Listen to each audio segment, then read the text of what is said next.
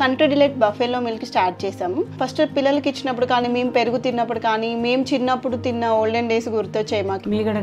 మీగడ కూడా పాలు కాచాక మీగడ బాగా రావడం, అప్పుడు మా చిన్ననాటి రోజులు గుర్తొచ్చాయి అన్నమాట. రాష్ట్ర ప్రయోజనాలను కాపాడలేకపోతే మీకెందుకు పదవి అంటూ ఆంధ్రప్రదేశ్ ముఖ్యమంత్రి చంద్రబాబు నాయుడును ఉద్దేశించి మాజీ ముఖ్యమంత్రి వైసీపీ అధినేత జగన్మోహన్ రెడ్డి క్వశ్చన్ చేశారు సార్. ఆయన ప్రధానంగా ఆల్మట్టి అంశాన్ని లేవనెత్తారు. ఆల్మట్టి డ్యాం ఎత్తు పెంచేందుకు కర్ణాటక ప్రభుత్వం చకచక అడుగులు వేస్తూ ఉంటే మీకు కనీసం చీమ కుట్టినట్టయినా లేదా? కృష్ణా జలాలపై ఆధారపడ్డ ప్రాంతాలు ఎడారిగా మారే ప్రమాదం ఉన్నా పట్టదా? ఇప్పటికైనా మేల్కొని మీకున్న ఎంపీల బలంతో కేంద్రంపై ఒత్తిడి తేవాలి. ఆల్మట్టి ఎత్తు పెంపును అడ్డుకోవడంతో పాటు KWDT 2లో సమర్థ వాదనలు వినిపించాలి. లేదంటే భావితరాల మనసుల్లో చరిత్రహీనుడిగా మిగిలిపోతావు చంద్రబాబు అంటూ జగన్మోహన్ రెడ్డి విమర్శలు చేశారు సార్. అండ్ తెలంగాణలో కూడా ఈ ఆల్మట్టిపై ఇష్యూ నడుస్తుంది కదా సార్. అసలు ఆల్మట్టి వివాదం ఏంటి సార్? అంటే మీకు ఆంధ్రప్రదేశ్లోనే కాదు, తెలంగాణలో కూడా రేవంత్ రెడ్డి ప్రభుత్వం ఏమీ చేయడం లేదంటూ బీఆర్ఎస్ పెద్ద ఎత్తున విమర్శ కూడా చేస్తుంది. ఆలమట్టి ఏంటంటే మనకు ఎగువన, అంటే ఇప్పుడు జూరాలకు ఎగువన కర్ణాటక నిర్మిస్తున్న ప్రాజెక్ట్ కృష్ణా నది పైన. ఇది వాస్తవంగా మొదట్లోనే ఇది 524 ఎబో నిర్మాణానికి ప్రారంభం ఉపక్రమించినప్పుడు తీవ్ర వ్యతిరేకత వచ్చింది. 1996 అనుకుంటా నాకు గుర్తు. దానిపైన పెద్ద చర్చ జరిగింది. ఆ తర్వాత సుప్రీంకోర్టుకు కూడా వెళ్ళారు. సుప్రీంకోర్టు ఇంటర్వ్యూన్ అయి 519 దగ్గర దీన్ని నిలిపివేసింది.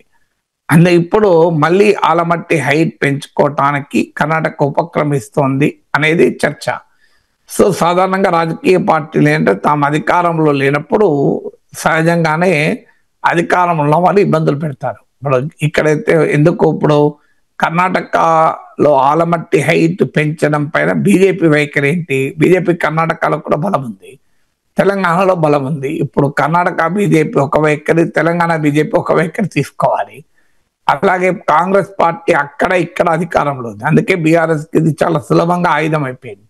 అందువల్ల మీరు కాంగ్రెస్ ప్రభుత్వం ఈ పని చేస్తుంది అని. అంతేకాకుండా ఆంధ్రప్రదేశ్లో టీడీపీకి ఏమో బీజేపీతో అనుబంధం ఉంది.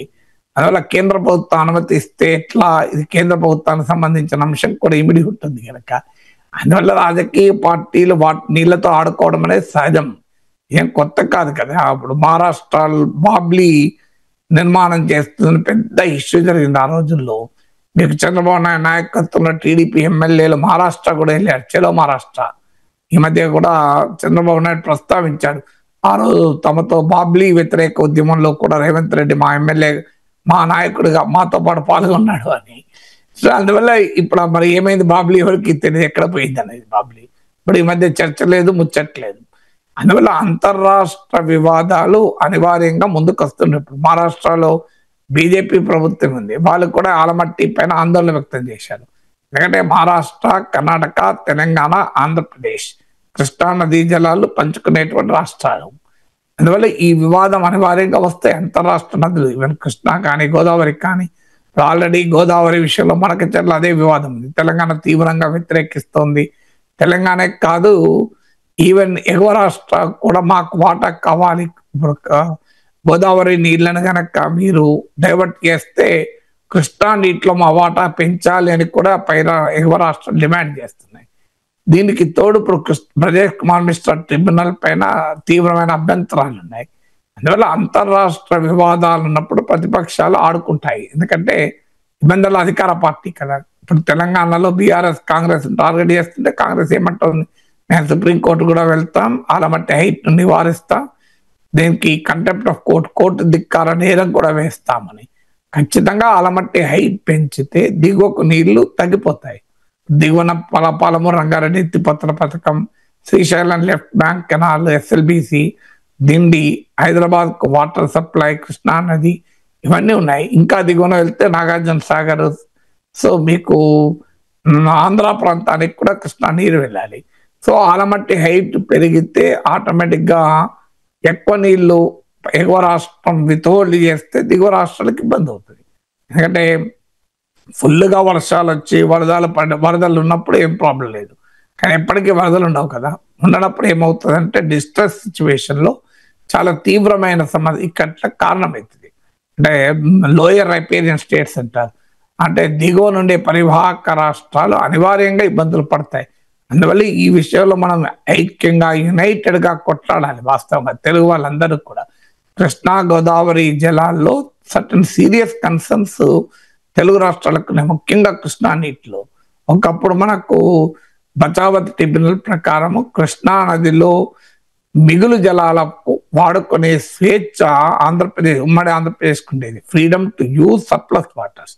మనం ఏం కోరామంటే ఆ మిగులు జలాలని హక్కుగా ఇవ్వండి అని. అది ఇవ్వకపోగా మిగులు జలాలను కూడా లెక్కించి ప్రజేష్ కుమార్ ట్రిబ్యునల్ వాటిని కూడా పంచింది. మిగులు జలాలను పంచడాన్ని మనం వ్యతిరేకించాం. ఇలా మనకు డిఫరెంట్ ఇష్యూస్ పైన తీవ్రమైన ఆరోపణలు ఉన్నాయి. మహారాష్ట్ర, కర్ణాటక రాష్ట్రాల పైన ఉమ్మడి ఆంధ్రప్రదేశ్ చాలా సందర్భాల్లో కంప్లైంట్ కూడా చేసింది. అన్ఫార్చునేట్లీ రాజకీయాల వల్ల తెలుగు వాళ్ళు ఐక్యంగా ఉండక ఈ గొడవలకు, ఇప్పుడు తమిళనాడు చూడండి, కర్ణాటక చూడండి, కావేరీ ఇష్యూ విషయంలో తమిళ పార్టీలన్నీ ఏకమవుతాయి, తమిళ సివిల్ సొసైటీ ఏకమవుతుంది, సినిమా వాళ్ళు కూడా రంగంలో దిగుతారు. కర్ణాటకలో కూడా అదే రకంగా కావేరీ పైన ఉంటుంది. కానీ తెలుగు వాళ్ళకు రాజకీయాలు ఎక్కువ, ప్రజా సమస్యలు తక్కువ కదా. అందువల్ల ఎవరు అధికారంలో ఉంటే వాళ్ళు టార్గెట్ అవుతారు, ప్రతిపక్షంలో ఉన్న వాళ్ళు ఆడుకుంటూ ఉంటారు.